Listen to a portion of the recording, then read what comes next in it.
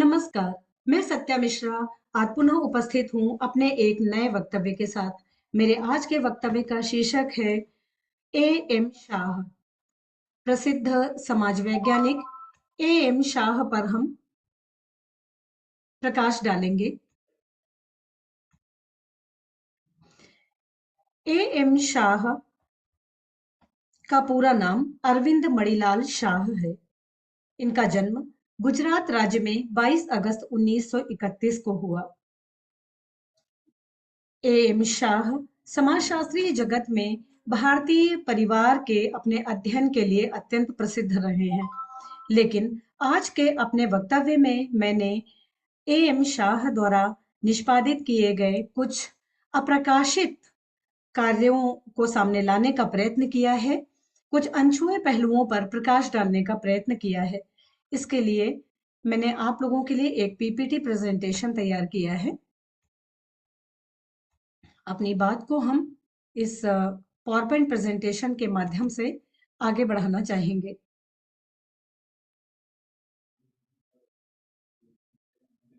जैसा कि आपको विदित है,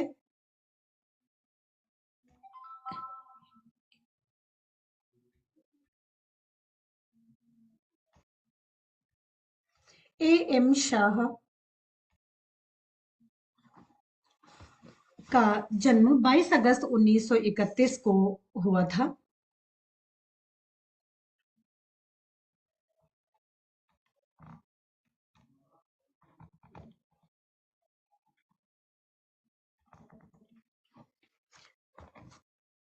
और इनका निधन 7 सितंबर 1920 को हुआ। ए एम शाह दिल्ली संप्रदाय के अग्रणी समाजशास्त्री रहे हैं। इनको पुस्तकीय तथा क्षेत्र आधारित परिप्रेक्ष्यों को समन्वित करने का श्रेय प्रदान किया जाता है। अर्थात इन्होंने अपने अध्ययनों में तथा समाजशास्त्रीय अध्ययनों में पुस्तकीय उपागम और क्षेत्रीय उपागम को समन्वित करके अध्ययन करने पर बल दिया है। A M Shah M N Srinivas के शिष्य रहे हैं। 1952 के आसपास M Shah M N Srinivas के सानिध्य में रहे और उनसे अध्ययन की अनेक परंपराएं ग्रहण की। एम शाह 1958 में महाराजा सयाजी राव विश्वविद्यालय बड़ौदा में समाजशास्त्र विषय के शिक्षक बन गए और 1961 में दिल्ली विश्वविद्यालय में संलग्न हो गए और अपना शिक्षण कार्य करने लगे।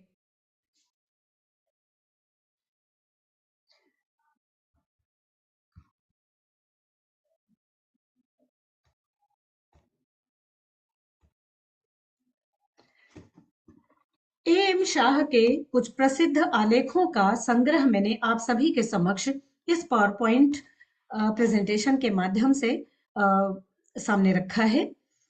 इनके कुछ प्रसिद्ध लेख रहे हैं और पहले मैं ये स्पष्ट कर दूं कि ए एम शाह यद्यपि भारतीय परिवार के अध्ययन के लिए, भारतीय गांव में परिवार के अध्ययन के लिए जाने जाते हैं, लेकिन इन्होंने इनके अध्ययन बहुआयामी रहे हैं और जैसा कि इनके विभिन्न आलेखों और पुस्तकों की सूची से स्पष्ट होता है। इनके जो प्रसिद्ध लेख रहे हैं वे हैं number 1 caste economy and territory in the central Panchmahals. यह लेख 1955 में महाराजा सयाजी राव विश्वविद्यालय बड़ौदा से प्रकाशित होने वाले एक जर्नल में प्रकाशित हुआ था। ए एम शाह का यह प्रारंभिक लेख था। इनका दूसरा लेख अ डिस्पर्स्ड हेमलेट इन द पंचमहल्स 1955 में द इकोनॉमिक वीकली में प्रकाशित हुआ था। Social anthropology and the study of historical societies, यह आलेख 1959 में द इकोनॉमिक वीकली में ही प्रकाशित हुआ था। Basic terms and concepts in the study of family in India, Indian economic and social history review नामक जर्नल में 1964 में प्रकाशित हुआ था। इसके अतिरिक्त इनका एक अन्य प्रसिद्ध लेख है political systems in 18th century Gujarat inquiry. इसके अतिरिक्त एम शाह के लगभग 10 लेख गुजराती भाषा में भी प्रकाशित हुए हैं जो कि समाजशास्त्र विषय से संबंधित रहे हैं। आइए अब हम दृष्टिपात करते हैं एम शाह के कुछ प्रसिद्ध अध्ययनों पर और इनकी प्रसिद्ध पुस्तकों पर। The household dimension of the family in India, यहाँ पर एक करेक्शन है, मुझे कहीं किसी किताब में 1956 इसका पब्लिकेशन ईयर मिला था, लेकिन बाद में इसकी पुष्टि नहीं हो पाई और मुझे इस बुक का कोई इशू कहीं पर नहीं दिखा।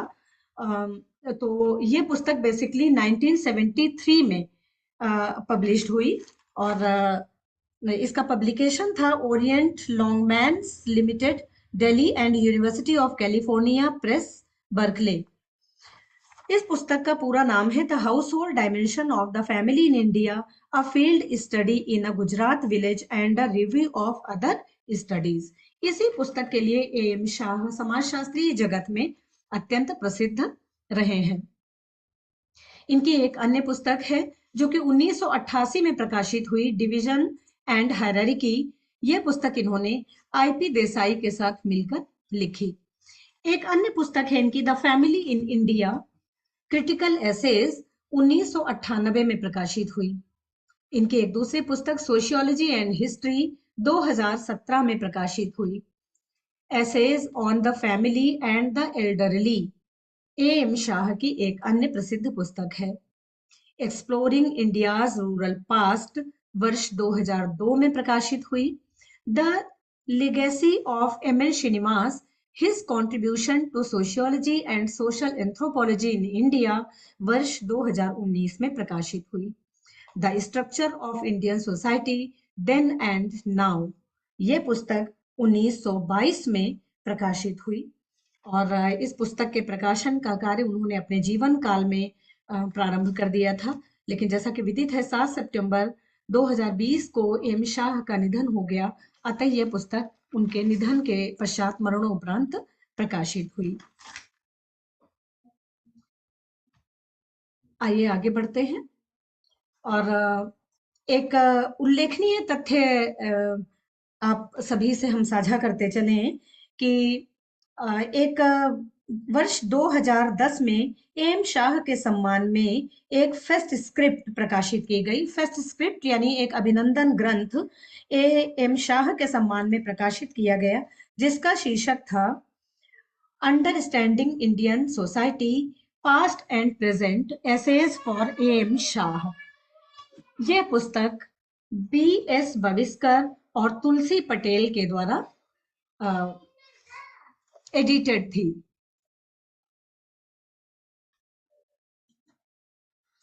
इसके अतिरिक्त एम शाह ने विभिन्न विषयों पर, भारतीय समाज पर अपने अध्ययन तो निष्पादित किए ही हैं, साथ में इन्होंने इनके कुछ अन्य उपलब्धियां भी रही हैं और आपके समक्ष स्लाइड्स में हमने ये शो किया है कि इनको लाइफ टाइम अचीवमेंट अवार्ड वर्ष 2009 में ISS यानी इंडियन सोशियोलॉजिकल सोसाइटी द्वारा प्रदान किया गया।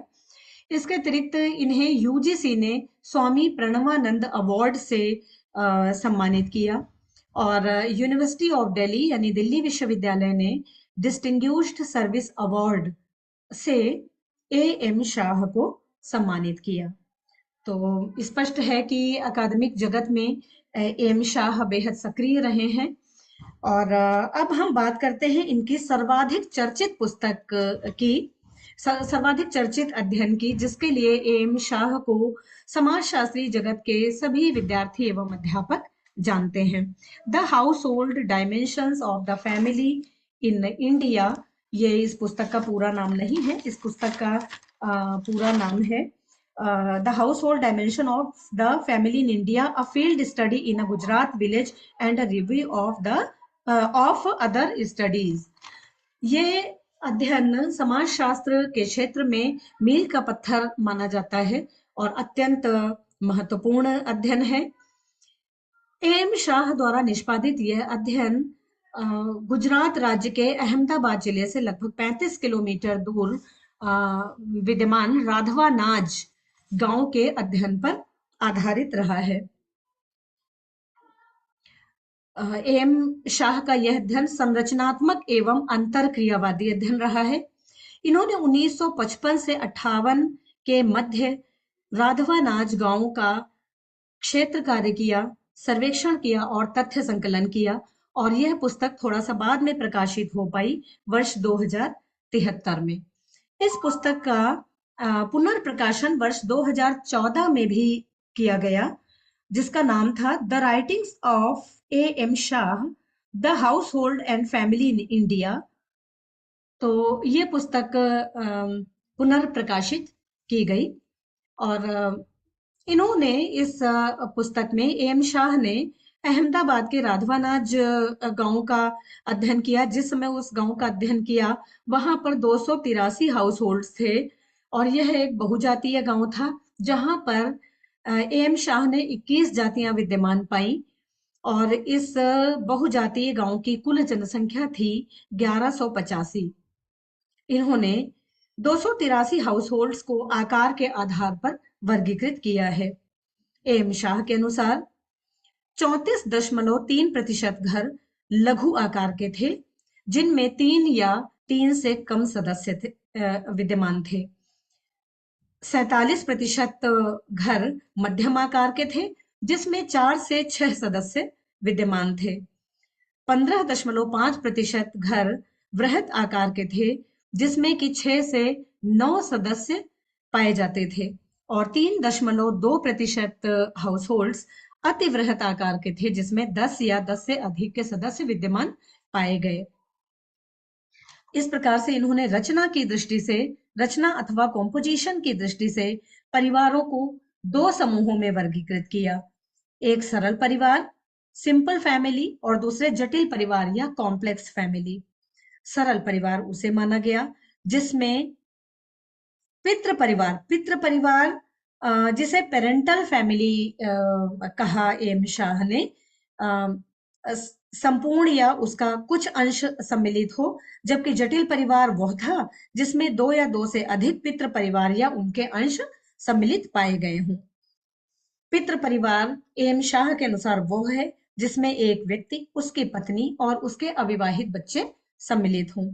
सरल परिवार की रचना के 6 संभावित स्वरूपों की चर्चा ए एम शाह ने की है। बिंदुवार ये निम्नवत हैं। नंबर 1, सरल परिवार वो है जिसमें व्यक्ति एवं उसकी पत्नी सम्मिलित होते हैं। नंबर 2, सरल परिवार वो है जिसमें केवल पति या केवल पत्नी होती है। नंबर 3, एक व्यक्ति, उसकी पत्नी और उसकी अविवाहित बच्चों से मिलकर सरल परिवार बनता है। नंबर 4, सरल परिवार में अविवाहित भाई एवं बहनें सम्मिलित होते हैं। नंबर 5, सरल परिवार वो है जिसमें पिता व उसके अविवाहित बच्चे सम्मिलित होते हैं। और नंबर 6, यदा कदा सरल परिवार वो है जो माता व उसके अविवाहित बच्चों से मिलकर बनती है। जटिल परिवार के 3 संभावित स्वरूपों की चर्चा ए एम शाह ने की है। नंबर 1, 2 या अधिक पितृ परिवार। नंबर 2, एक पितृ परिवार तथा दूसरे पितृ परिवार के कुछ हिस्से या भाग। नंबर 3, एक पितृ परिवार के अंश तथा दूसरे पितृ परिवार के अंश। उक्त विश्लेषण के आधार पर एम शाह ने स्पष्ट किया कि राधवानाज गांव में सरल परिवार लगभग कुल परिवारों का 32% थे, और शायद मैं इस तथ्य को सही तरीके से नहीं बता पा रही हूँ। एम शाह का ये कहना था कि 68% परिवार गांव के सरल परिवार थे और 32% परिवार जटिल परिवार थे। सरल परिवार का उदाहरण एकाकी परिवार माने जाए जा सकते हैं, और जटिल परिवार का उदाहरण संयुक्त परिवार माने जा सकते हैं। ग्रामीण भारत में, ग्रामीण अथवा नगरीय भारत किसी भी समुदाय में परिवार का अध्ययन करते समय एम शाह द्वारा बताए गए ये दोनों वर्गीकरण, सरल परिवार या नाभिकीय परिवार और जटिल परिवार या जिसका उदाहरण संयुक्त परिवार है, इन दोनों को लागू किया जा सकता है। एम शाह ने ग्रामीण भारत में बेसिकली राघवा नाच गांव था जिसका अध्ययन किया था।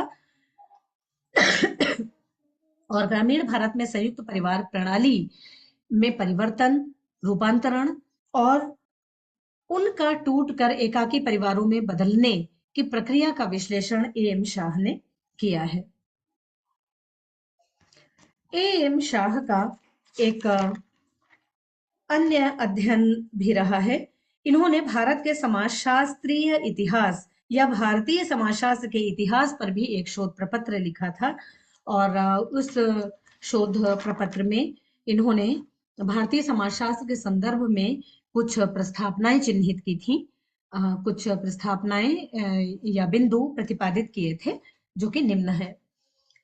नंबर 1, एम शाह ने मानव शास्त्र एवं समाजशास्त्र के पारस्परिक संबंधों तथा उसके क्षेत्रीय संदर्भों का विश्लेषण किया। नंबर 2, क्षेत्रीय समाजशास्त्रीय ज्ञान को विश्वकोशीय बनाने पर एम शाह ने बल दिया।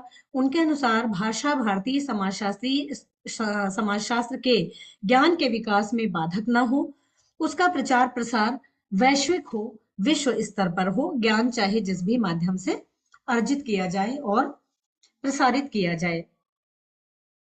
विभिन्न समाजशास्त्रीय अध्ययनों के संस्थानों की स्थापना एवं विकास किया जाए जहां विषय का अध्यापन, अध्ययन एवं अनुसंधान कार्य निष्पादित किया जा सके। नंबर 4, एम शाह ने गुजरात में समाजशास्त्र के इतिहास व विकास पर दृष्टिपात किया और इसकी व्याख्या 3 चरणों में की। प्रथम चरण 19वीं शताब्दी के मध्य से 1920 तक, जिसमें औपचारिक अध्ययन अनुसंधान नहीं होता था, लेकिन उस समय उपलब्ध साहित्य की प्रकृति सामाजिक थी और समाजशास्त्रीय दृष्टिकोण से अत्यंत प्रासंगिक थी। दूसरा चरण 1920 से 1950 तक का है। इस समय बंबई संप्रदाय की समाजशास्त्र के विकास में महत्वपूर्ण भूमिका रही। IP Desai, A R Desai, के एम कपाड़िया जैसे समाजशास्त्रियों के अध्ययन दूसरे चरण में निष्पादित किए गए और तीसरा चरण एम शाह के अनुसार समाजशास्त्र के विकास का स्वतंत्रता पश्चात से लेकर अब तक का है। इस प्रकार से न केवल एम शाह ने भारतीय ग्रामीण परिवार का अध्ययन किया, बल्कि इन्होंने भारतीय समाजशास्त्र के विकास, भारतीय समाजशास्त्र के देशीयकरण, भारतीय समाजशास्त्र के वैश्विक स्तर पर पहुंचाने जैसे अध्ययन किए और सुझाव निष्पादित किए। एम शाह विभिन्न प्रकार के महत्वपूर्ण पदों को सुशोभित करते रहे और आजीवन समाजशास्त्र के अध्ययन अध्यापन में संलग्न रहे। अब मैं अपने इस पावर पॉइंट प्रेजेंटेशन को यहीं पर विराम देती हूँ और मैं पुनः फिर आप सभी के समक्ष ए एम शाह पर कोई एक नया वीडियो लेकर शीघ्र ही उपस्थित होंगी। बहुत बहुत धन्यवाद।